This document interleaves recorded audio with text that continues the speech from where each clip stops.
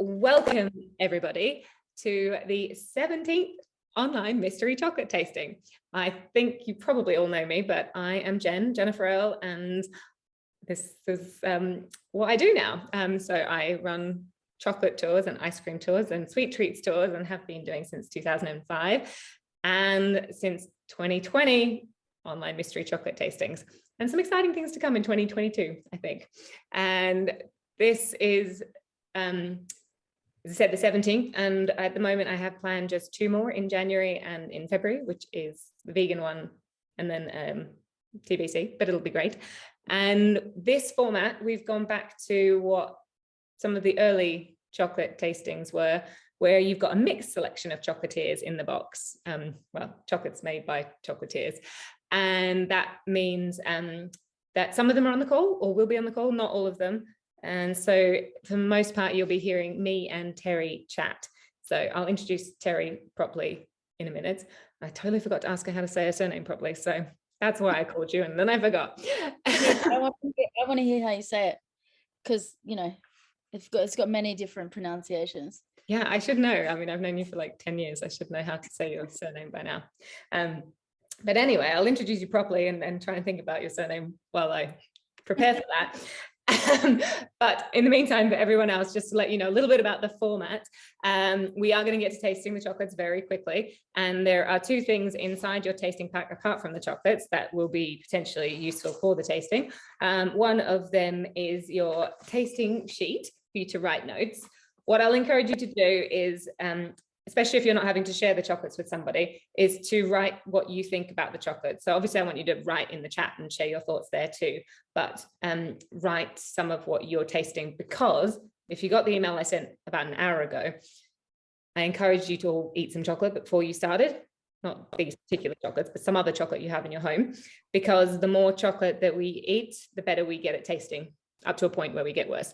But the reason for not tasting all of the chocolate while we taste, so that you have some left to taste again, is because you might experience it differently. And there's never a perfect order of tasting chocolates when they have different fillings, or even just plain bars with different origins or percentages, is to, as you know, what you taste affects the next thing that you taste. So if you can save a little bit, then you can try them in a different order and you might get a different taste experience. So it's like getting a whole new tasting. So do write your notes. There's some notes suggesting appearance, aroma, technical skill, texture, taste, and finish. These are the things that we judge chocolate by for the Academy of Chocolate Awards or the International Chocolate Awards. We're not judging the chocolates tonight. I mean, obviously I can't stop you from judging them, but this isn't really about like critiquing the chocolates. It's about trying to guess the flavors, and me sharing with you some chocolatiers that I think you should know about, that are working really hard around the country. And so, yeah, do say hi in the chat. You can introduce yourself. If you've been here before, I would say give me a wave, but I can't see you. You can give Terri a wave and let her know whether you're a stalwart, what's the word? Like when you're a hardcore chocolate taster and you've been to many of them, which I know some of you have. I don't know if any of you are new, but yeah, so do write some notes, and you can give it a score out of 10 or out of 100, and then I'll like to ask at the end which one your favorite is. It's usually a different one for every person. Okay, so that's the one thing there you should need. And then the other thing that is helpful is the tasting wheel. So this is designed to be used for plain bars of chocolate, but it's really helpful for filled chocolates as well, because all of the different ingredients that are around the outside, all the different words, also could potentially be an ingredient in one of your chocolates tonight. There are more than 400 different flavors you can find naturally in plain dark chocolate, and some of them are around the outside. So you might find it easier to start at the center and figure out just generally which category you think the flavor falls into. And then this is just kind of like a trigger to jog your memory. If you are going, it's a fruit, what kind of fruit is it? And then you can follow the fruit line until you kind of can put your finger on what it is that you think you're tasting. So use that. And I think that's everything. Does anyone have any questions? Hopefully you have some water to cleanse your palate. And oh, I can't see anyone shaking their heads or nodding. No one's put anything in the chat. So without further ado, may I introduce to you Terri M. It's Mercieca. How do you say it? Mercieca. Mercieca, really? I would not have said that. No, it's like you can say Mercieca or Mercieca, depends. It's a Maltese surname. My grandmother was Maltese, so that's the surname where it comes from. It means merchant. I've done all these studies about it. That's so my cool. name means Terri is a reaper of what you sow. Cool. Kind of thing. And then my surname is a merchant, so it would seem apt that I sell things that I make. Yes, I like that. Like destined to be to work hard by the sounds of it as well. I know, yes, it's true. I am a hard worker. It's true as well. Yeah, as I mentioned, I've known Terri for more than 10 years. I'm not sure how long, but a long time. And she is one of the hardest workers I know. She's also one of the loveliest and most fun people I know, and the most talented. So she is an award-winning pastry chef who started her career in Australia, where, if you couldn't pick up from her accent, in case you thought you, with mine as well, you thought you'd landed somewhere else. She started her career in Australia, working for lots of amazing restaurants, and then came to London and worked for Damien Allsop. So of her nearly 20-year career in kitchens, 10 of those was as a chocolatier. And so Damien Allsop, you might know, as he kind of pioneered the water ganache. So ganache is typically chocolate and cream mixed together. And you can make a ganache from other liquids. And so that was not really well known before Damien started it. So just plain water or fruit juice or alcohol or many other things. So yeah, Terri worked with him. I might ask her more about that later. And then she started her own businesses. The one that she's focusing on at the moment is Happy Endings, which makes the best ice cream sandwiches in the world. And they are truly, truly so good. And if you live in London or are visiting London at some point, then I recommend that you get them. They're on the Gorillas app now, and you can deliver them from other places, I think, too, right? Oh, can you hear me? So you can get them from delivery, and well, we don't run the delivery because we sort of sell our ice creams to lots of different restaurants and delis around London and a little bit out of London as well. Sorry, not San Francisco, Bob. Yeah, sorry, Bob. Sorry about that. Come visit us. They might not post so well. And maybe one day, you know. They are truly amazing. Some of my local people stock them, which is great. Not Paris yet either. Paris would be good. I might have to you should do a run with dry ice. What's that? You should do a run on the Eurostar with some dry ice. I know. I really would love the idea of having shops everywhere, but I'm too I don't know, too nervous, too scared to do it. Do you think you'd have a shop at some point, or just, you mean like have a different places that you could ship them from? I have somewhere a really I guess I tried to have a shop once and it didn't work very well, but that's okay. I was very inexperienced at the time. But I think, yeah, I'd love a hole in the wall, like a really tiny hole in the wall where you can just come and get stuff and then go away, with it. That's great. But in a way, I love serving people, but I guess the thing that comes with having a shop is a lot of expensive overheads and stuff like that. So somewhere really cute and small would be quite nice. Yeah, like a lot of those donut places, that would be cool.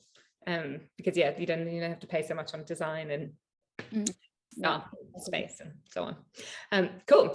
Well, yeah, that's Terri, everybody. We will talk more. I have some questions for her at the end, but if you have questions, feel free to ask them as we go, and we'll probably read them out at the end, or you can just think about them now. And and if you have questions about the chocolates, ask them, because it's possible the chocolatiers are on the call as well. We're at 25 people now. Cool. Hi everyone, welcome. So the first chocolate that we're going to taste, I have a screenshot. I said that before, didn't I? I have a PowerPoint. I lost your, where'd you go? Right here. Yeah, you're here, but I'm not. I can't see anything. Anyway, that's, where is it? Oh, there it is, sorry. Share screen to the PowerPoint.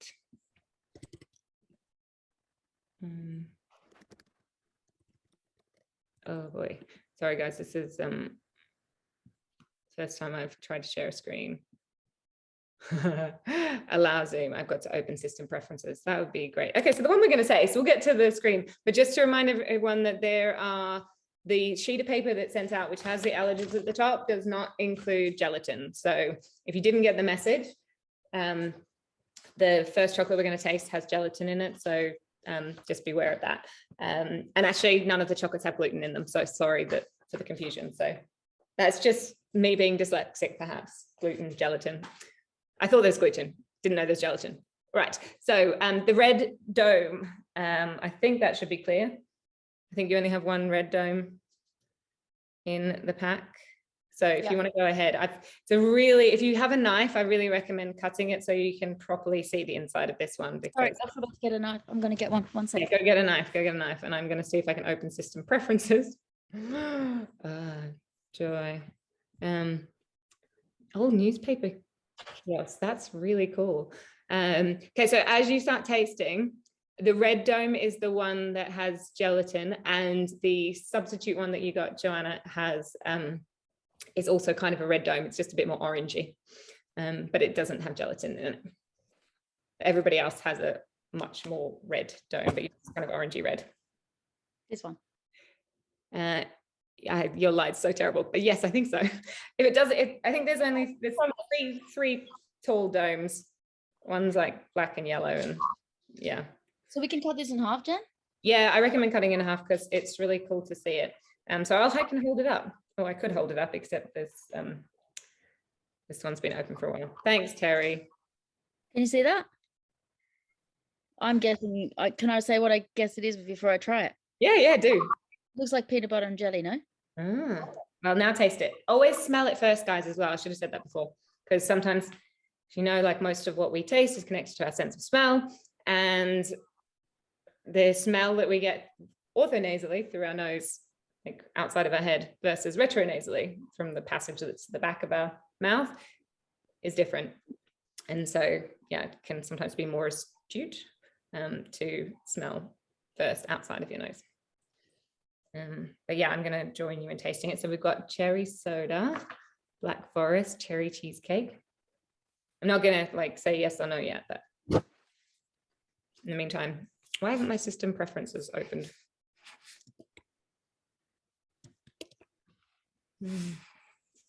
Oh, allow, there we go. Tick. Plus. I'm just taking some notes as well. Good. But yeah, I'd love to hear your thoughts. What do you think, Terry? I like it. I like the sourness of the jelly on top. Me too. I really like a chocolate that's got like a few layers. I'm really overcomplicated when I make stuff. So I like, this is not easy to make. No, it's got some. They have to make the jelly, and then they have to let that set, then make the next layer, let that crystallize properly, and then make the next layer. Probably like a 2-day job. Yeah, that's very good insight. This is why I wanted you to be one of my special guests. Well, also, I think what I really like about this one is the shell is pretty thin. Mm-hmm. Because, it's really important that when you bite into the chocolate, especially like the bottom bit, when you bite into it, it really changes the way that you eat it. So when I was working with Damien, we always really were clear about this layer here being like super thin, because when you bite into it, then you push up this bottom bit into the chocolate, and it really can have an effect on the way that you taste it. Mm-hmm. So you should design a chocolate in a really nice way so you have a really good format and uniform all the way around. Sorry to be super nerdy, but we are here for the nerdiness. I think I'm not quite nerdy about this sort of stuff, but yeah, this has got a good shell. I love it. This is so cool having somebody who's a chocolatier but not currly a chocolatier, as because there's no kind of shade in your. It's somewhere in there. I still like it. It's just that I don't want to work in chocolate. I want to work in ice cream now. So, it doesn't mean I have chocolate in everything that we make, because I love it. I'm obsessed with it. Yeah, it's no, I love it. We're all here for the nerdiness, and because often lately we've had the chocolatier on the call, it's cool to have somebody who is actually a chocolatier as the special guest. Although it said not currently. I still haven't figured out how to share my screen, unless I did and didn't realize it. Portion of the screen, share. Oh, why won't this work? Anyway, sorry, that was really cool, the picture of the inside, but hopefully you had a knife and were able to see it. German, that does remind me of German sour cherry beer too. I really like sours and bitters, not like stouts, sorry, not bitters. Which is, I think it's got to be Morello cherry, right? Because like that's kind of, I think so. I wasn't told that. Flavor is like, because you know some cherries like really sweet, and then you get the black cherry, but also the color of that is like, yeah, it feels like Morello or sour cherry to me. That. Yes, I agree. So somebody got the word that this particular chocolatier uses to describe it on the nose. So this is a black forest chocolate, as a type. So the layers are, it's a cherry gel at the top, then a white chocolate vanilla ganache, and then a cherry brandy ganache on the bottom. I love it. Black forest, like cherry and chocolate, is like one of my favorite combinations. So I'll tell you a little bit about the chocolatier. This is made by a company. Well, it's a one woman. Pretty much everything here is made by a single person, but they have company names, so I will share the business names. So the brand is Cocoa and Ginger. And Ellie Smith is the chocolatier. She's a 25-year-old pastry chef based in London. And she just started making chocolates for fun, for friends, and then other people asked for them. So her business is, I think, less than a year old, maybe a little more than a year old. And this is one of her best-selling chocolates. So yeah, I was pretty excited to include it in there. And she paints all of the shells herself. So, I mean, that's not necessarily that uncommon, but a lot of people don't put so much decoration in, or they'll use a spray gun. But this is painted with a brush, as you can probably tell. And yeah, they're really striking, I think. But the layers, as Terri said, it's really shows a lot of skill, and the thinness of the shell as well. Those are things that we tend to critique. It's not always negative if it has a thick shell. If you like the chocolate, then you've got more chocolate. But yeah, it's hard to do. So we always give credit for that. Sorry, Joanna, you did get a slight orange flavor. So it was an orange caramel on the top and an almond praline on the bottom. Sorry to everyone who wants to taste that and can't. Okay, so the next chocolate we're going to taste is the, I'm going to try and hold it up and show you. So it's one of the flatter ones. So a shorter dome, like a semi-sphere, and it's the dark one with the yellow spots. Yes, that's the one, Terri. Yeah. The first time I ever had lights on, is that better? Would that be better? It probably would be, but you know, I'll do it. I want you to be happy. No, I can handle it fine now. Can you see mine? I'm not. Anyone who didn't hear me, I have an aversion to the overhead lights. I don't know. I'm one of those people who like turns all the lights off when they go home. Not like a vampire, but you know. My friend in Australia, Amy, is just the same actually. She's like, turn the lights off. Yeah, when we designed this kitchen, I made sure I had lots of non-overhead lights so that we had options. But I hate it when I want to see things and it's dark. Like when you go into a hotel room and all they've got is a lamp, and I'm like, I can't find my clothes because it's only a lamp. I gotta say it's still pretty crap. But anyway, it's better than it was, I'm sure. Okay, so this is what, if you hopefully, can you see me? I'm like, I appear to not, all I can see on my screen is you. So I apologize, Terri, if that's that one, the one we're eating. Yeah. If this recording comes out and all you can see is Terri, sorry, Terri. I'd be like, thanks. You can see me, yeah, but you can see me in the gallery of everything, right? So I'm on my screen, I've only got the speaker and all I'm seeing is Terri. Normally it flicks back and forth between me and Terri, or me and the guest. See slides. Yeah, so the shorter, thanks Terri, yeah, the semi-sphere, so the shorter dome that is dark with the yellow dots on it.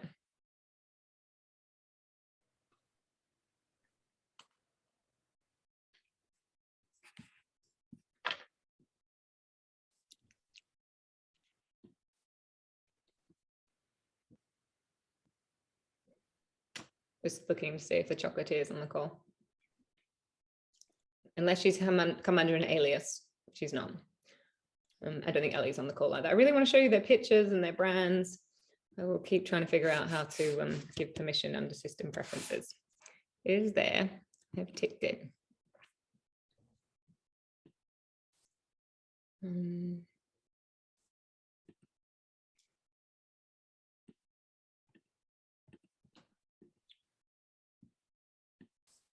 don't think it needs to be.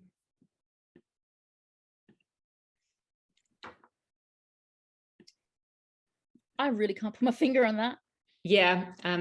Anyone else? But like, it's got a flavor in there that I definitely know, but like, you know, when you just escapes you, you're just like, hang on, what is that? I'm going to read these out for people who couldn't make it tonight and wanted, like, you know, we'll miss out on the chat. So dark chocolate eggnog caramel. And now I can't use my down arrow. Not yet a Mac lover, guys. Sorry if you are. Still not used to it. Buttery, creamy coconut, very creamy caramel. Yes, I know what this is, but I wrote to the chocolatier and I was like, I can't taste it. So yeah,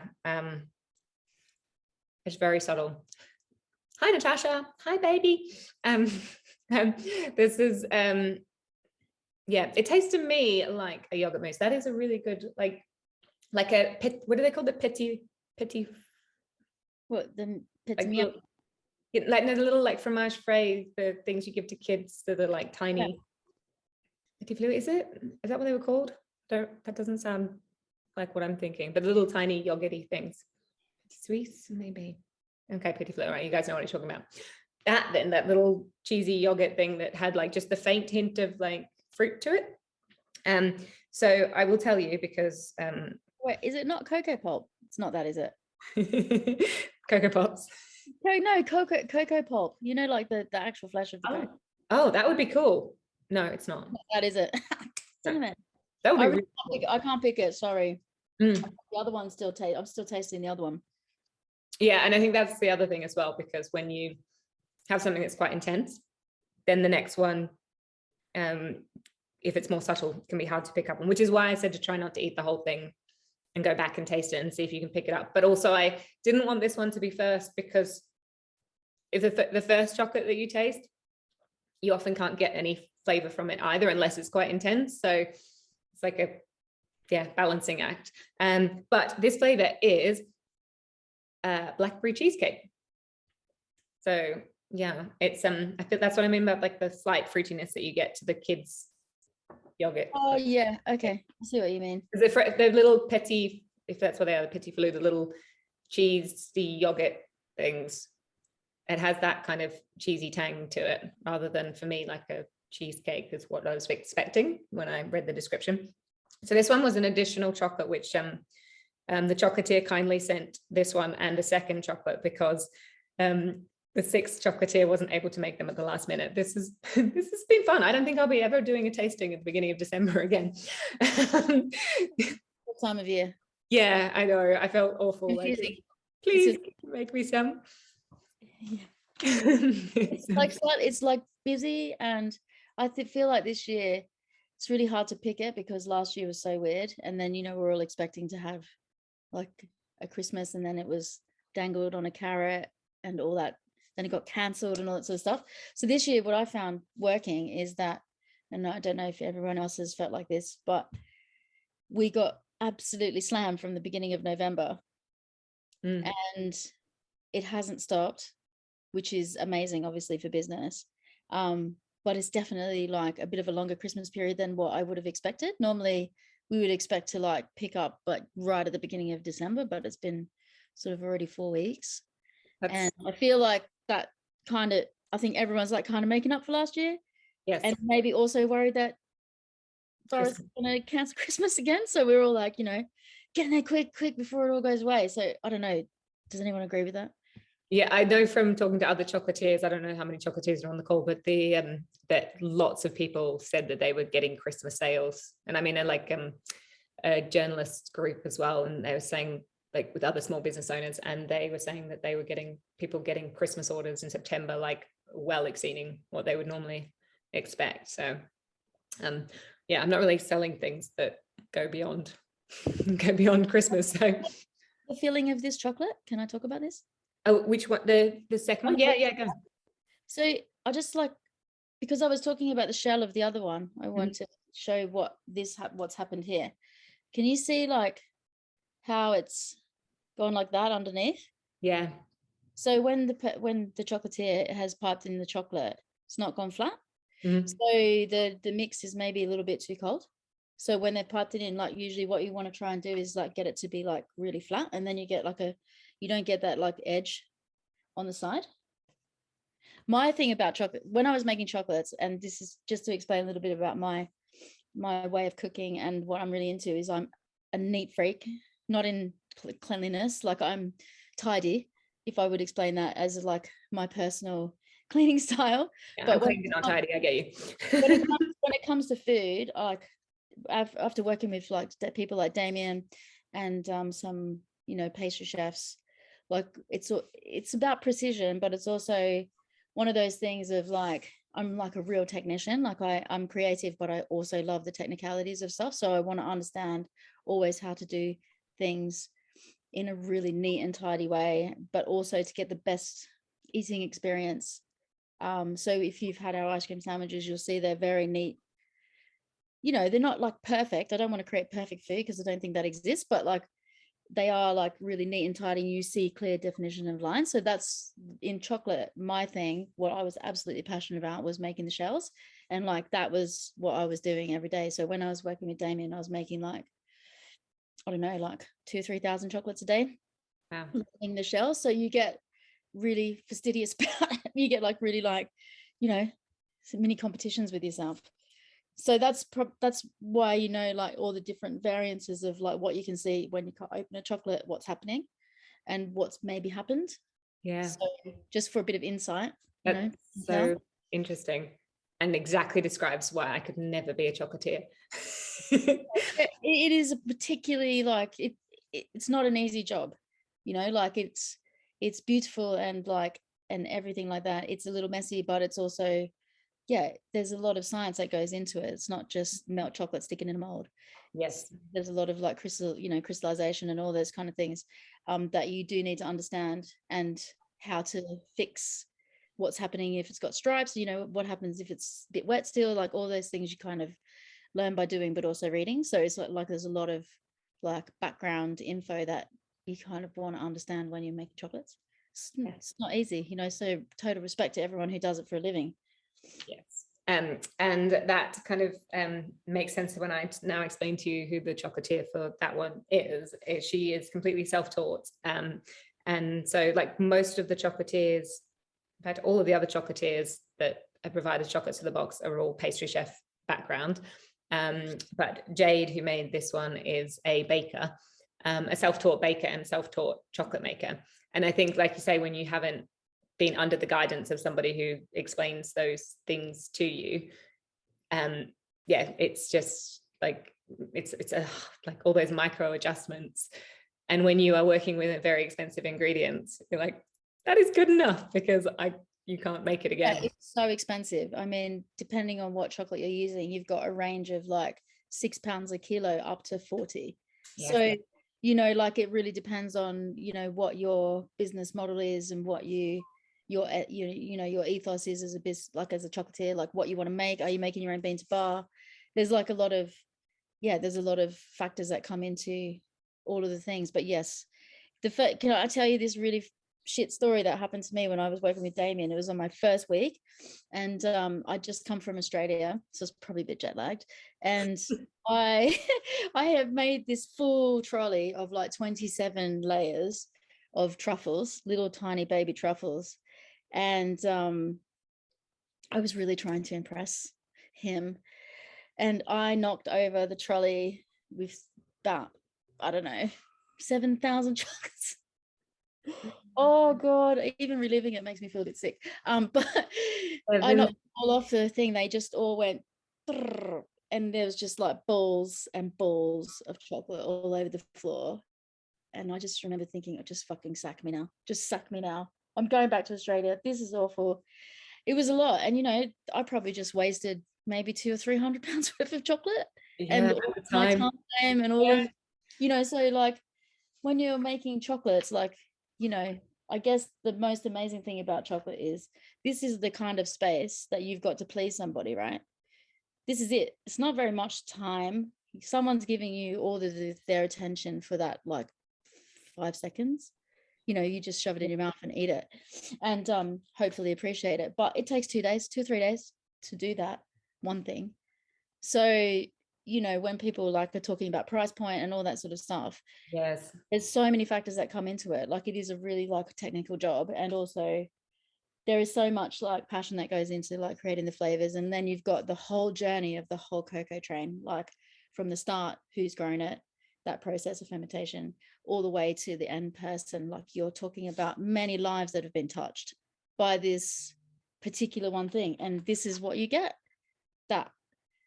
yeah. So, don't fuck it up, and also make sure you appreciate it. Yes, I know that thing that people just, I know when you give people nice chocolates that just been used to eating candy and they just pop it in their mouth and go, nom, nom, nom, nom. I know, when you texted me saying eat as much chocolate as you want, I didn't get that message in time before this. So Jen texted me saying eat as much chocolate as you want, because it makes you taste chocolate better. But I actually didn't leave myself enough time. But here I've got one of these, and then I've got that, and then I've got that, and I was like, I didn't even get to eat them. So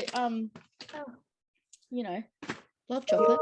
Yeah, but it's so true what you say about like the that is part of why I started doing the tours, because 15-16 years ago, very few people, there were some chocolate tastings in town, but very few people would sign up for chocolate tasting because it just felt really snobby.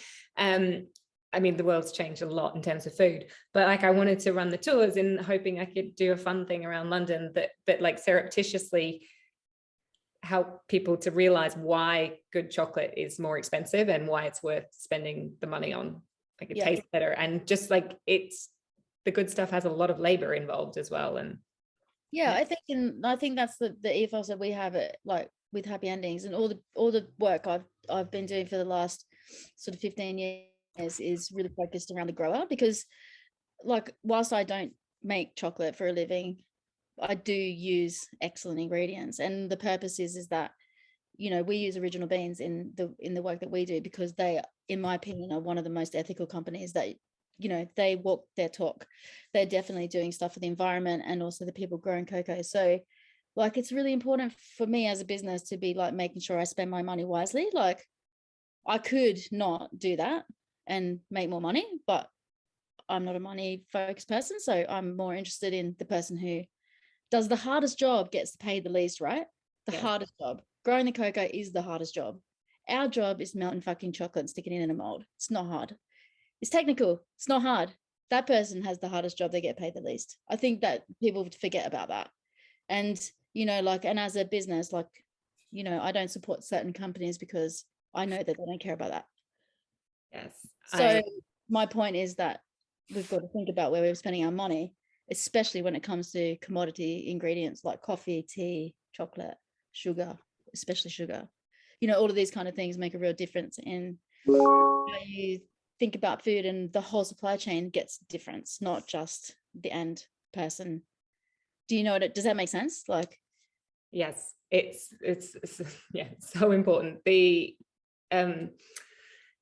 first time I went to visit a cocoa farm, I was just like, oh my God, this is just horrendous. Like, it was nearly 40 degrees, and it's not that hot in all of the farms, but it was like most of them are over 30 degrees, and the mosquitoes, like you have to be fully clothed because there's so much undergrowth that would be like scratching at your legs, and then there's mosquitoes, so you're like, you've got full sleeves, full legs, you need boots because there's snakes and stuff.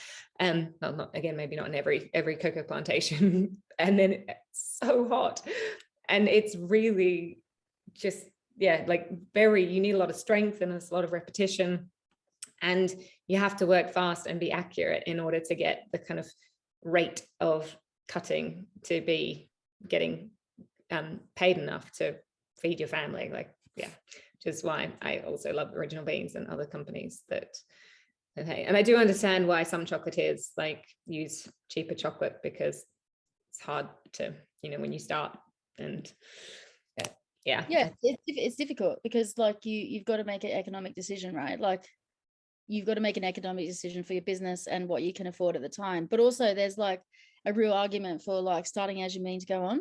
Like, for example, like if I didn't pay my staff London living wage from the get-go, so that was my absolute minimum that I would do, which is not the government one, which is the Living Wage Foundation, right?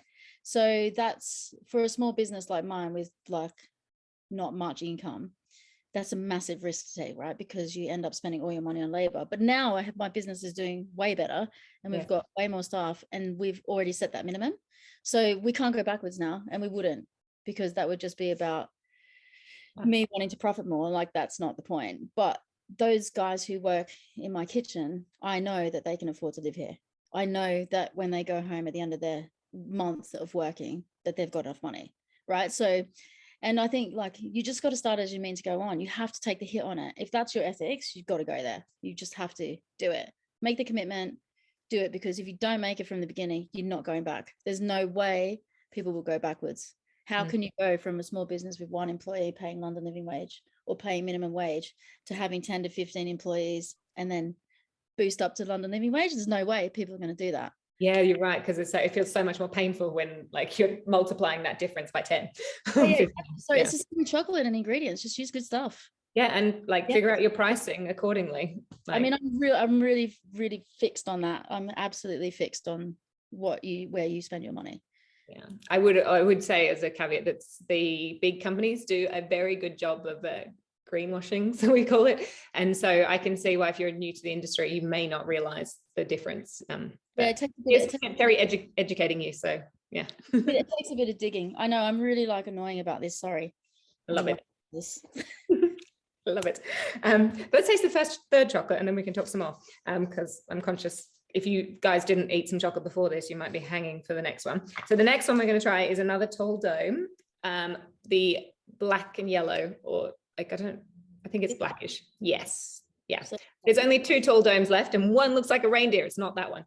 It's the black and yellow one. Yes. Thank you. So I'm going to cut this in half and show you.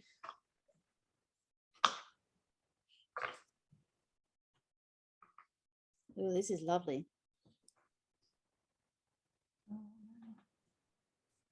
Can you see that? I'll show you mine because I'm a bit brighter here, I think, hopefully. I mean, hopefully you all got it, but for anyone who's at home and without the chocolates, for some reason watching the video, there you go. This is what you're missing out on. I didn't tell you about the previous chocolatier. I said that she was baker, and I didn't tell you her name or her brand. We are going to talk about her again, though, when we get to her next chocolate. But the maker of the second chocolate is called Jade Boswell, and her business is Bite Size Bakehouse.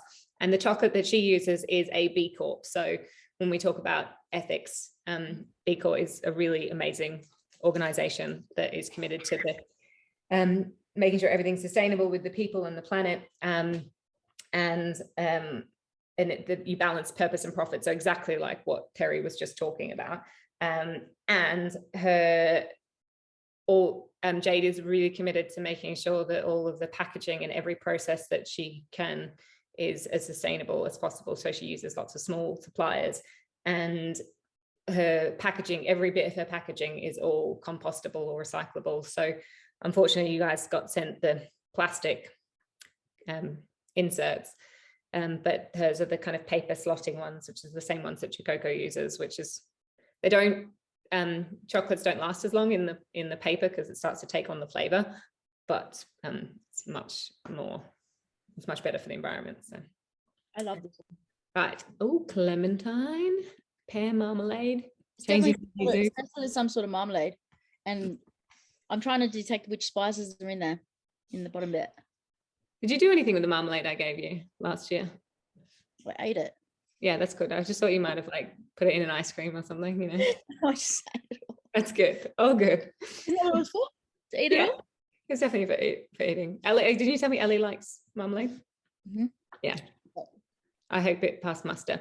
So Natasha, it is the yellow and the yellow and black one that has a layer of jelly jam and then a white ganache.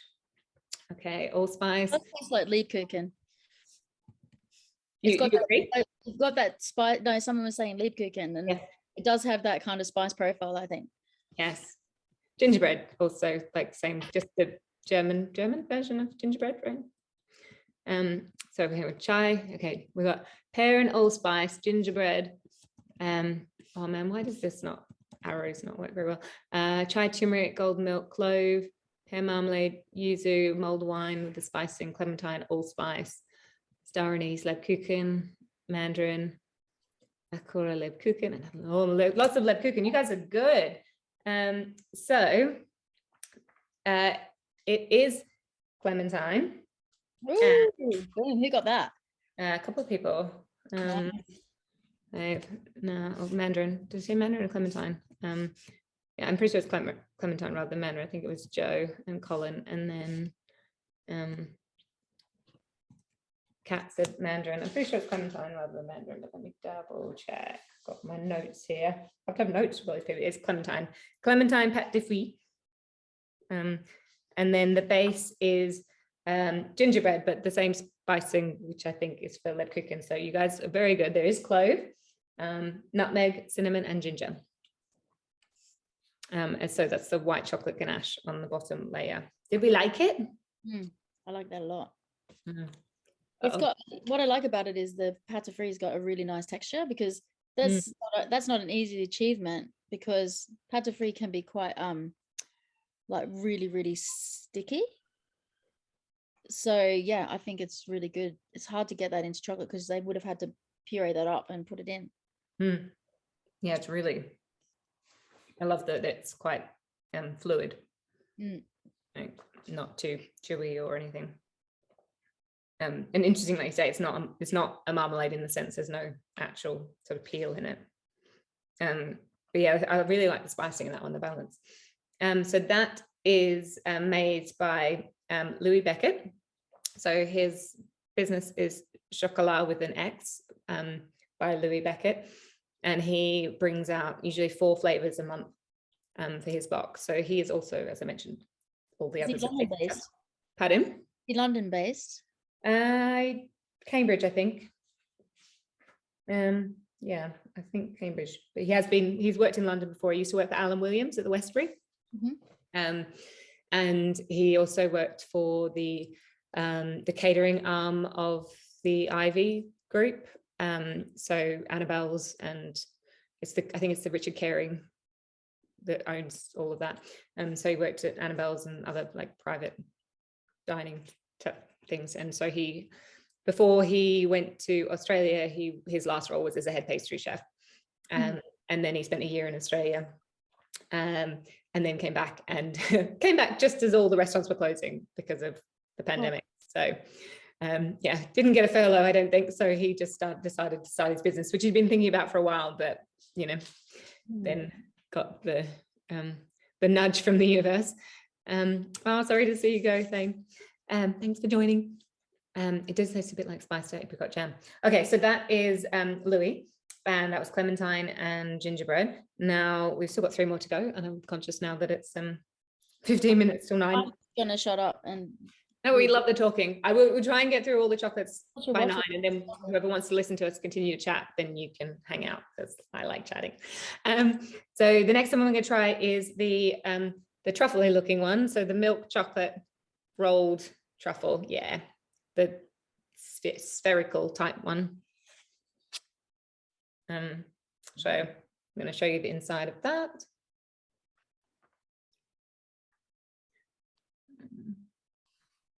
Sorry, I'm trying to log on so that I can see your faces on the other computer because I'm missing. Is my half-an-hour block is now. Oh, what was that?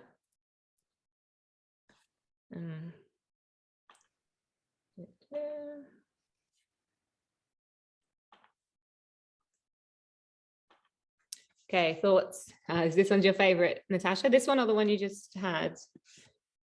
Fudge. What do you think of it, Terry? Or what are you tasting? Caramel, fudginess. It really takes me back to a chocolate that I used to have when I was a kid, which was not as classy as this one, that's for sure. Do you remember them, the chocolate eclairs that we used to get? Cadbury's, I don't know if it's Allen's. Do you remember them? Yes, yes. You know, that tastes exactly like that. Yes, it does. Are there any other Australian? Trip down to a bit of a trip down memory lane. Yes, I was trying to figure it out when I was tasting it earlier. I was like, so the first time that these were sent to me, I was just like, oh my God, these are amazing. Like it was just so like, yeah, so what I needed that particular day. And then the next time I was like, oh, these are kind of sweet. They're not really doing it for me that day because what I enjoy depends so much on my mood.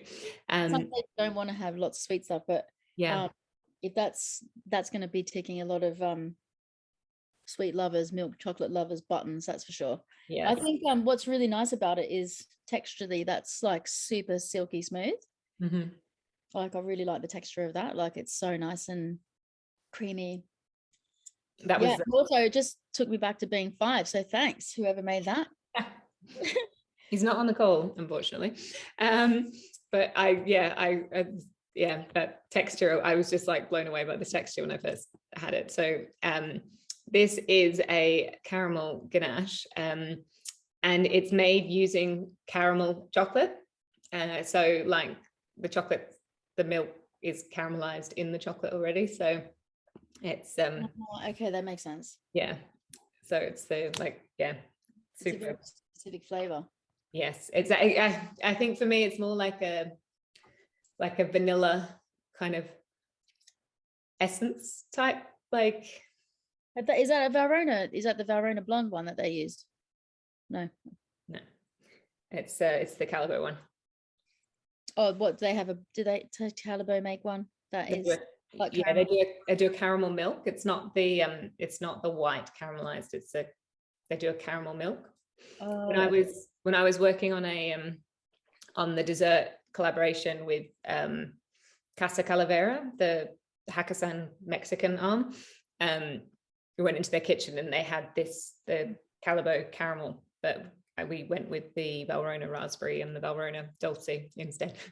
It does, yeah. It's the format is very Paul A. Young in the kind of traditional truffle and that really good texture, I think. And Natasha's one of my tour guides, by the way, and the new mama. I don't know, maybe I can't see you guys, so right. Hopefully that was enjoyed. The second last chocolate that we're going to taste is my knife is now covered in all of the different chocolates. Should have brought a cloth as well. The second last one we're going to taste is the white chocolate. So I think it's fairly obvious now we only have 2 left, but just for absolute clarity, this is the white one, the semi-sphere. Yes, so go ahead and start enjoying that. I hope you enjoy it. I really like this one. I do have a sink right next to me, so I might just quickly wash my hands. It's so tricky. I want to see you guys. Why is it doing that?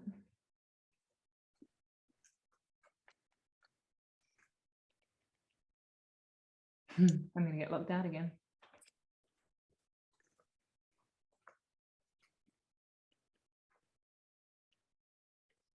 Oh, hooray.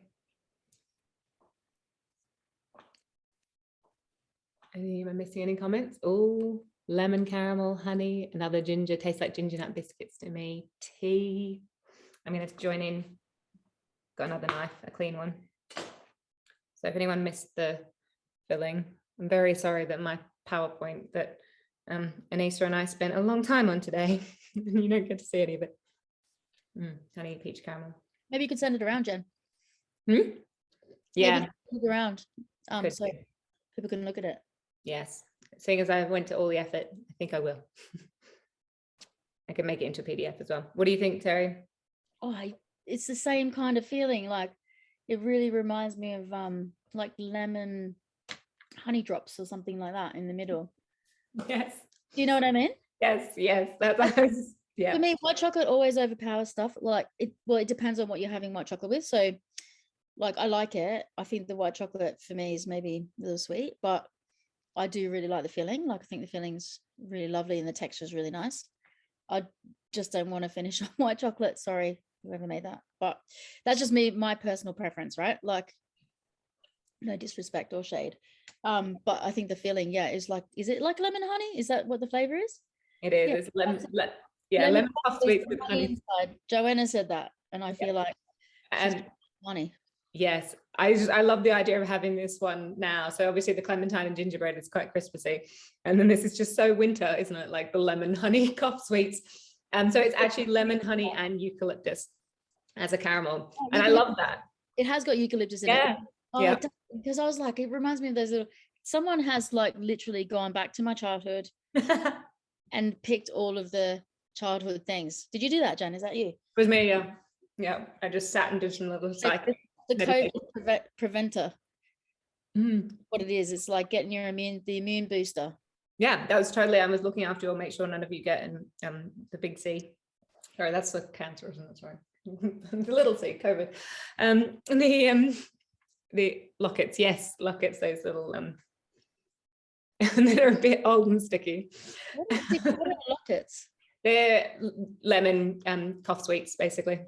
Sorry, the Australian in me is like, I don't know what they are. Yeah, they're I don't know what the Australian version is called, actually. I don't remember getting cough sweets that often. I finally got the other computer going, so I might be able to see your faces in a minute. Yay. I love that. So this was the second one that was made by Jade. So a reminder, that's Bite Size Bakehouse and all of the chocolate she uses currently. She's looking at using some other smaller like bean to bar makers, but she uses Repubblica del Cacao, which is the B Corp company. And her main thing is celebration cakes and brownies and marshmallows, and she does lots of collaborations and things with people as well. So it's she's super lovely, and she's got 2 tiny children, and so she's got like 2 under 2.5, and runs the business. Busy woman. I think I'm probably missing something important about her story, but she is I think I told you, didn't I, a bit about the like all of the everything's very eco-friendly and lots of small collaborations. Okay, final chocolate. The reindeer. You're gonna have to cut Rudolph. Sorry, guys. Yes, the tall dome with the cute little. I couldn't resist giving you this one. You got to go all Christmassy, you know. Exactly, like. Ooh, it's got crunchy bottom. Oh yeah, very nice. Yes. I think this one might be the final one in your nostalgia, Terri. Just show you all the fucking caramel koala flavor.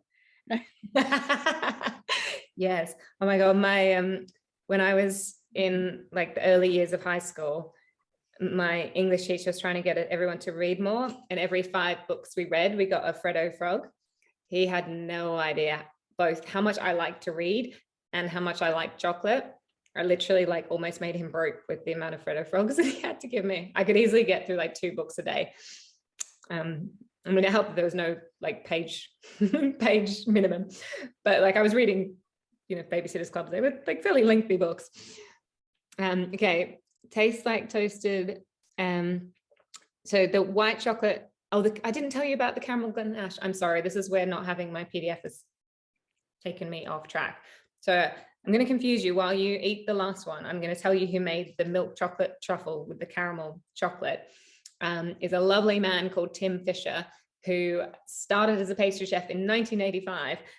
So before some of you are probably born. He is a trained pastry chef teacher as well. So he, exactly like Terri, he is really specific about the technicality of recipes and figuring out like what happens if you add a little bit more salt, if you add a little bit less salt, more so in baking than chocolate.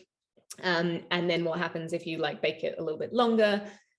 So he's done tons of experiments like that with like different loaves of bread or different things. So he is super knowledgeable, and he has written several books. So his chocolate one should be on Amazon within self-published within a few days if it's not already. And I wrote the foreword, which is cool. He had a chocolate shop in Croydon for a year or two, maybe a bit longer.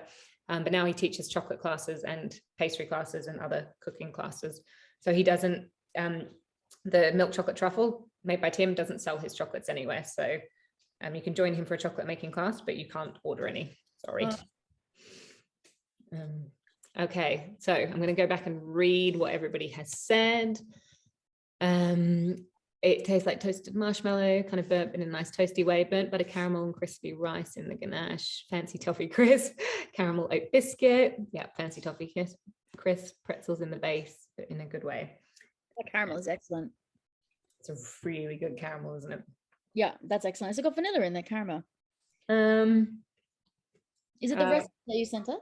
Are you here, Chloe? No, the recipe I sent you is for Tim's the bitter one. Yeah. That is an excellent caramel. Excellent caramel. The reason it's so excellent is because they've taken it really dark, but to the point, it's like a slight bitterness to it, which is really important when you're making caramel. You don't want it to be too sweet. Yeah. Really, I really like that a lot. It's so, and the texture in the bottom is, I don't know if it's Rice Krispies, but it does like have like a Hobnobs vibe, and then it's got all of the things that everyone said, but it's got like some sort of, doesn't have foytine in it, does it? I've just told everybody it didn't have gluten, so like I hope not, but it just looks like it does. I think it might. So really hope none of you are celiac.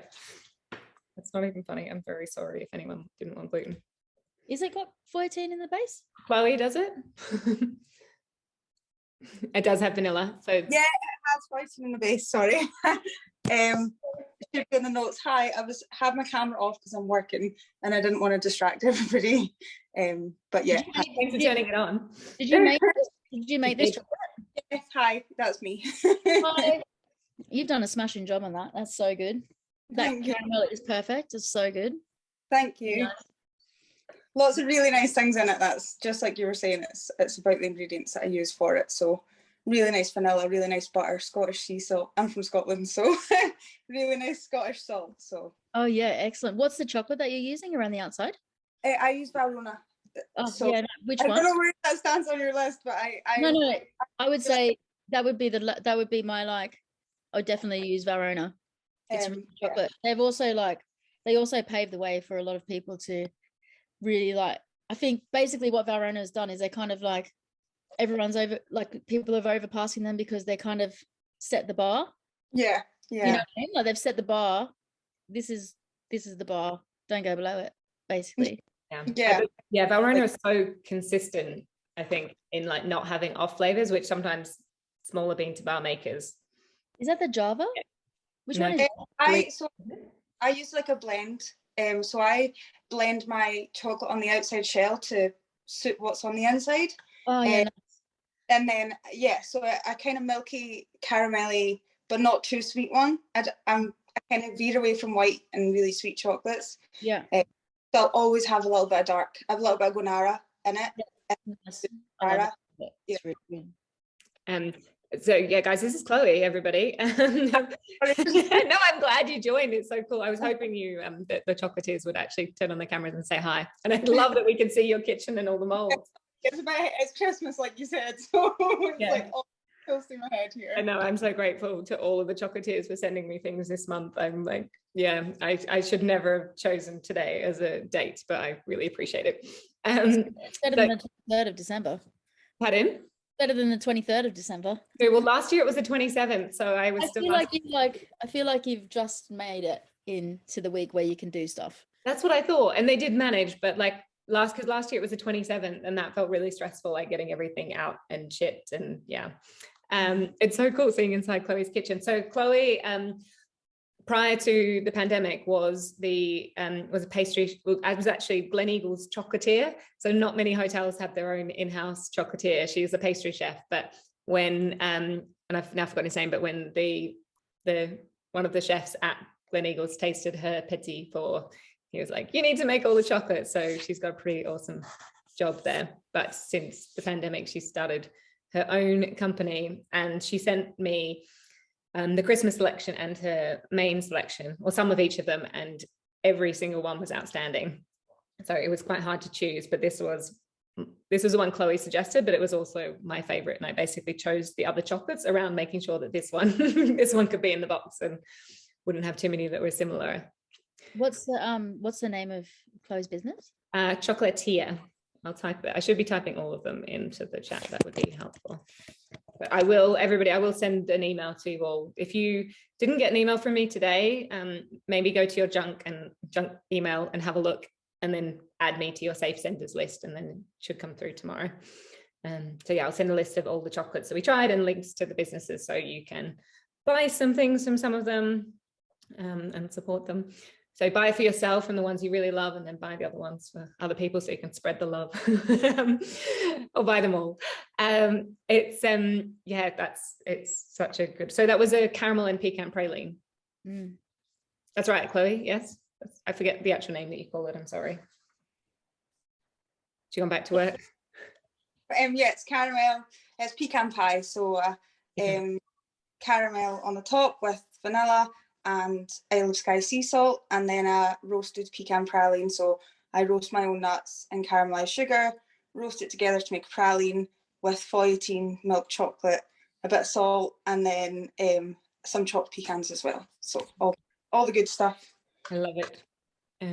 That's what I said about the nostalgia, Terry. Like, this is like, who was it that said it's like a fancy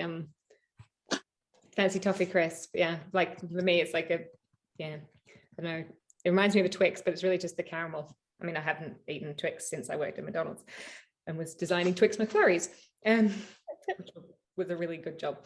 That part especially. Any questions, anyone? Any thoughts? Any questions for Terry? Any questions for Chloe or for me? Quiet. Tell me your favorites then. What did you love the most? You put them in the chat. And in the meantime, I'm going to ask, well, Terry, which was your favorite? I'm 100% Chloe all the way. Not just because she's here, but also because it's so fantastic. The shell is perfect. The caramel is delicious, got a really nice texture, really good flavor. I really enjoyed that a lot. And I could eat a whole box. Yes. Absolutely. Really good. Just of those ones. Yeah. I mean, that kind of hits that note. I think that I'm in that mood, like for like chocolatey, caramelly. I mean, I do love that kind of stuff.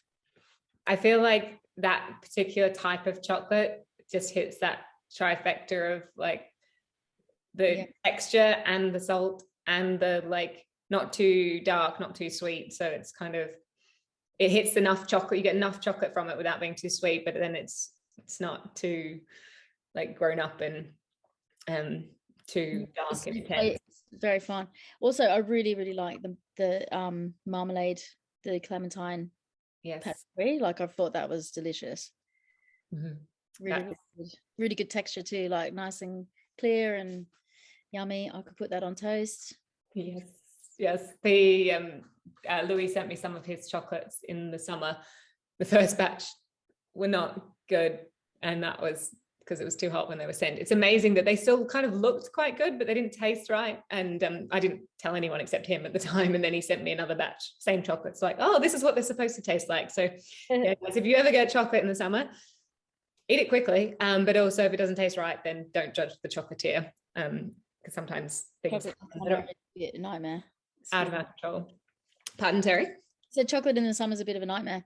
When I was working with Damien, like, we got this like really random commission to make Elton John his birthday party plates. So one of my friends got us, a woman I worked with before. So we made these record plates, so that it was a dinner plate record, and then they put a dessert on top of it. Oh wow! So I had to make some stupid 300 or some stupid amount of these records, and so we had to design this mold, design this like acetate, and like figure out how to do it.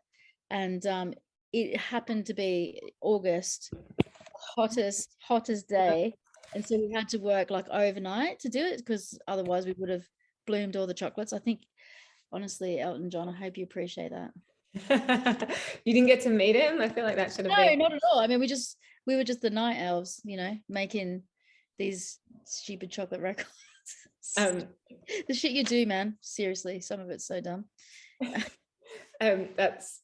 like I feel like I would have been like, I'll take the job if I get to come and be in the same room. So I'm sure they loved it though. It was cool, but it was definitely like tricky because of the temperature. I mean, there's just no way I want to like work in chocolate if you don't have an air conditioner in summer. It's too difficult. Nothing tempers, doesn't work. Yeah. So yeah, not having a temperature controlled. When I made all those chocolates for the Bake for Syria charity sale, and our kitchen at the time was not this lovely one I have now, and it had zero insulation, and we could put the heating on, but it just didn't. It took the whole day to get to anything. And so I was making it, and it was like 8 to 10 degrees in here. So I was fully like padded up and wearing a hat and making chocolates. My hands were cold. But it was just before I'd even get it into the mold, it was starting to like just thicken up so much. You had really thick shells, and yeah, not good. And many reasons why I would never be a chocolate. You got to pick your time, your time as well, time of day, time of year. So do you have a favorite all-time chocolate or chocolate recipe, Terri? One I haven't tried yet, which I'm really keen on trying. It's not a favorite yet, but it probably might become one. Is so my old boss Damien, he's now working at Casa Cacao, which is like the chocolate division of Elsea de Can. And so he's the head chocolate maker, and so he's making his own bean to bar stuff, and they had an advent calendar which I totally missed out on, which I'm really bummed out about. I never had an advent calendar to this year. It's the first time I've ever had one. Oh my God. My girlfriend's brother bought me a tea one because I love tea, but to be fair, I would have really liked a chocolate one. Thanks for the gift, but next year I'm getting a chocolate one. And so eating a chocolate every day for 20 days or however long it is, fantastic. So my favorite chocolate, well, I am massively obsessed with Original Beans chocolate. I also really like Pump Street. I think they do fantastic. I love the like sourdough, and the sourdough one, so good. And they have what's the one I've got here? I tried one the other day, and it's got like rye. I think it's a rye bread one. Rye bread one, yeah. I just really love them. They're so nice. I really love that as that company, going to visit them in Suffolk. I also really like the Fire Tree. I tried one of theirs recently. I thought that was quite good. Yeah. Yeah, I don't know. What's my favorite chocolate? Might be a Twix. That's okay. Actually, I'm gonna go El Cheapo chocolate, which I don't do very often. But if I'm like premenstrual or something, I'll go for one of those Star bars. We didn't have them. Totally not ethical at all. Okay, not ethical. I've been banging on about that. But I like peanuts and chocolate. It's nice. Yeah, I love peanuts and chocolate. There's a chocolate shop. Oh, I wish I could remember the name. I'll put it in the email. Who are a few doors down from the Orange Bakery in Waddlington in Oxfordshire. And they've just come up with a peanut bar and peanut butter jelly chocolates, and it's really very easy to eat. I'll get you some for Christmas. Sounds good. Sounds like a good deal. I think next year we might make an advent calendar. Oh, you should. We should totally do it. But I was trying to think like what I would do. So when I was a chocolatier, my favorite thing was panning. So I really like doing, panning chocolates. Does everyone know what that is? When you coat the chocolate. So say, for example, you get like caramelized hazelnuts and then you coat them in chocolate. Yeah. So they're like those little balls, like scorched almonds and stuff like that. So I really, really love doing that. It's something really magical about that process. So you have this like big drum that looks like a cement mixer. And then your sort of, the drum spins around, and then you put let's say you put like, I don't know, like Maltesers are the perfect, this is what they are. They're like a panned item, right? So let's say you put your pretend Malteser filling inside the drum. I've made my own Maltesers. And then you ladle in chocolate little bit by little bit. And as you go around, you coat all the chocolates. So you coat a little layer of chocolate and you build up this layer of chocolate. And it's so cool doing it. I used to love it so much that I really thought that when I had my business Frey Sauvage and Happy Endings, that I would make Frey Sauvage a chocolate business and do panned items like, like you could do popping candy, you can do like, I don't know. We do like jellies and stuff as well. Like Yeah, anything. dried fruits and yeah, jelly type, fruit. It's such a nice skill because you can sort of play around with it. Oh, I didn't see Dan Ryan's advent calendar. Sorry, I've seen Joe's question. I missed that. I meant to do a roundup of advent calendars this year. It didn't happen. Next year when I'm doing fewer tours. Niblet made all of the chocolates for our last tasting. One before, I think. And she makes incredible chocolates as well. She's based in London. And every single one of the chocolates for her advent calendar was different. So, you know, a lot of chocolatiers will they'll make 12 and so they'll appear a couple of times. But every single one of the 24 was completely different. And so for research purposes, do you think it's better to have one of each thing or two? Because what happens if you get one and you love it so much and then you've only got one of it? I find so you don't mean you mean I thought initially you meant having two on every day so you can share, that would be cool too. No, there's no sharing involved. Absolutely. What if someone takes it? They're like, it's my turn today. No, your advent calendar is your advent calendar. Get your own. Absolutely no sharing involved. You know, sometimes sharing is good, but in this case, I think if it's this much, look, it's tiny. You don't want to share it. No. I was thinking about doing freeze-dried ice cream. Yeah, that would be amazing. I was thinking you would have to do it in your ice cream flavors. That would. I know, so I have to think about it. So maybe I'll do something panned, but apparently, you can buy freeze-dried ice cream. I've just been researching this. I don't know why I got onto this. I was looking for freeze-dried corn, and then I've been thinking about, you know, the Science Museum. They sell freeze-dried ice cream for this, you know, to go up in space, and. Yes. I was thinking, who can do that to my ice cream sandwiches? Can you imagine? I could give them a whole ice cream sandwich, they freeze dry it, then I smash it up, put it in a little packet, calendar. Oh my God. Multi one. Delicious. That would be amazing. Can you do it? I mean, it probably costs an absolute fortune. Anyone want to back my new project? No, I think it's a silly idea, but it'd be delicious, but perhaps extremely. And it's going to be really expensive. Yeah, it's going to be crazy expensive. If you think about freeze-dried strawberries and cherries and things, there has to be a demand. We have to create a demand for freeze-dried ice cream, everybody. Okay, that is your homework. The next mystery tasting. That is your homework. It'll be £1,500 each. So this weekend is the Canopy Market, is the chocolate thing. Is everyone going? Yeah, who's going to Canopy this weekend? Friday, Saturday and Sunday. I think the last one was just after our October tasting, so maybe it was 2 weeks anyway. So same again, and Terry's doing a talk. So I'm going to do a talk about ingredients. As you know, I've been waffling on about it, but I'm going to but it's an ice cream tasting, and even though it's probably going to be fucking freezing, but we're going to talk about ice cream and why we use why we use craft chocolate in the ice creams and other ingredients. So if anyone wants to go, and then I think on the 19th, if everyone's in London or anything, we're having a little dessert party at our arch.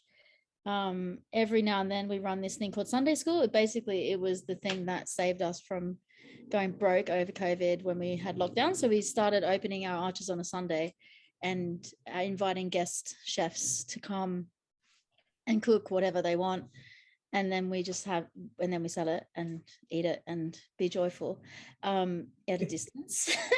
Well, there was a distance last year, I don't know, but this year we've got 2 arches, and so our plan is on the 19th of December. I've got Rav, Neat Gill, Anna Hyam, and Lily Vanilli, and myself and my team. We're going to have this massive dessert cook-off and open up our second arch, have a little cocktail bar and heaters and dessert party. So if anyone wants to come and get some Christmas stuff, Anna's going to have puddings. I'm going to make our sticky toffee pudding, plus we'll have 2 of our soft serve machine running, hot chocolate with rum. I don't know what Rav's making yet. She's probably going to do something delicious. Anna's going to make a Zabaglione ice cream sandwich. Wow. And Lily's going to make her famous mince pies with cheddar. Wow. If anyone, the 19th of, I'll write it down. So Sunday, The 19th. Oh, I wrote it like an ice cream sundae. That's because I'm an ice cream maker. I had a Sunday anymore. I went to some of the Sunday schools last year. They were fantastic. And I've had many things from all 4 of you chefs and all incredible. Really fun. It'll be really fun. I think it's just like a nice way to end the year. Anyway, we're going to call it The Last Bite because Anna's written a cookbook and we just like want to promote her. She's an amazing pastry chef. And also we've all had a bit of a year. Yes. In a bit of a year, you know. Lots of gains and downs. So I feel like it's like the last bite of yummy joy of the year before we go and stuff ourselves stupid at Christmas. So if you want to come, please come. I would love to see we can all have a mystery tasting reunion for anyone who can get to London. Sorry to my friends in America, there's a few of you in Canada and France. It's a very international group. The Anna, if you don't know, Anna used to be the pastry chef at Floor, Borough Market, Lyle's, they're kind of the same business, and then moved to the River Cafe. That's right, where she's now still. Yeah, she's there. She's the creator of the brown butter cakes, I think. She is, and they are so good. Yeah. So that's our plans for the rest of the year, and then holidays, sleeping. I hope you do get some sleep. You've been working very, very hard. Well, it's been good though. I'm very grateful for the work because, you know, it's not been the easiest ride for everybody, and so it's really nice to have a business that can keep on employing people and keep making food. It's really good. I feel really grateful. I'm not taking it for granted at all. Like, want to make sure that, you know, we're here in another year's time, you know, with depending on whatever happens. So yeah. Well, I think given, you know, there's always things out of our control, but given I feel like the world is getting better at rewarding people who look after their staff and care about their suppliers and the ingredients. And so it's fingers crossed. And yeah, you have an amazing team. If you don't already follow Terri's business on Instagram, you should. Happy Endings LDN. They're a lot of fun. Does anyone have any more questions? I appreciate we've gone past 9 o'clock and it's just so fun talking to Terri. If anyone needs to go, thank you for joining. It's been lovely chatting to you. Hopefully you're going to sign up to see me again in January with Ryan, who runs Borough 22, the gluten-free vegan donut company, and he is a ton of fun. He's a total babe. He's so nice. He's the best. Yeah, we literally dancing to 90s hip hop. I can confirm. Sorry. He's really good at dancing to 90s hip hop. I can confirm. Literally, that was the first time I'd met him at Rav's book launch. We realized that we're the same era because we're like start dancing to the same hip hop songs at Rav's launch party. Yeah. And I was like, I know your dance moves. You were born in the 70s. And he's like, I was born in 1979. And I'm like, 1977. Okay, cool. Is he really born in 79? Oh my God, I thought he was younger than me. That's crazy. He's, like we met for the first time, but it felt like we'd known each other forever. Yeah, so that's going to be fun. And Karen Waller, who won tons of awards for her chocolates when she was at Rococo, is making all of the chocolates, and it's all vegan. And as I said, February is on the 15th, so it's going to be fun. Come with all that. Romantic. Yeah, pardon? You're going to make it romantic? I am not, but if people are desperate for a Valentine's Day gift, there you go. But it's not going to be exclusive to people who get chocolates in their mailbox thinking they've got a Valentine, you know. yeah. Like it's like I got a secret admirer. Sending you chocolates.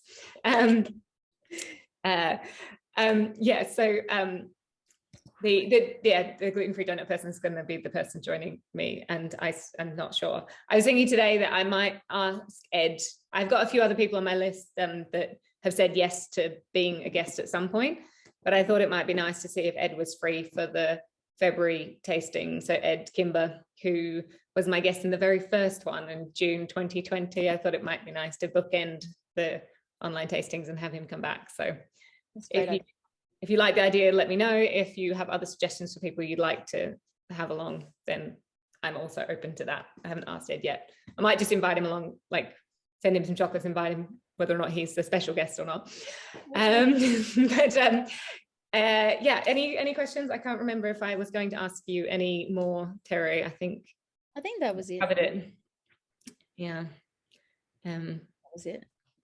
I'll check. It's been so interesting getting your insight into chocolates and ingredients, and thank you, everybody. I hope to see you in January. Have an amazing Christmas. God, it's weird, I'm not going to see you all until 2022. Hopefully I'll see some of you on the 19th or this weekend at Canopy Market. I'm going to try and get Friday afternoon. The key is everybody must not say that 2022 is going to be the best year we've ever had, because it seems like the last 2 years we've done that. It's like not happening. I know. Honestly, like expectations, everybody. 2022 is going to be shit. No, I'm just kidding. No, I'm absolutely joking. But I wish you all a very Merry Christmas, and I hope that you have a really nice beginning to the new year. Yeah, and it's excellent, but just on the quiet. It does feel like deja vu. I'm like, how can we possibly be at Christmas again? Oh, I know. Last Christmas I was in nothing's changed. So this year at least I'll be out of in the. Yeah, you're in quarantine. I remember now. We landed on Christmas Day in Australia, and we were in quarantine, me and my partner, for 14 days over New Year's. It was interesting 14 days. It was so fun watching your cooking with an iron. And you can just get creative. You know what? Here's exactly. Here's an adequate 2022. Yeah, adequate. Yeah, everybody have an adequate 2022. Excellent. I love that. That is perfect. I'm going for that. Just make it all right. Go for adequate. Excellent. Yeah. So. Love you all. Thank you so much, everybody. Bye. Again. Thanks, Terri. Thank you to all the chocolatiers. I'll send you all an email with everything. Thanks. Bye.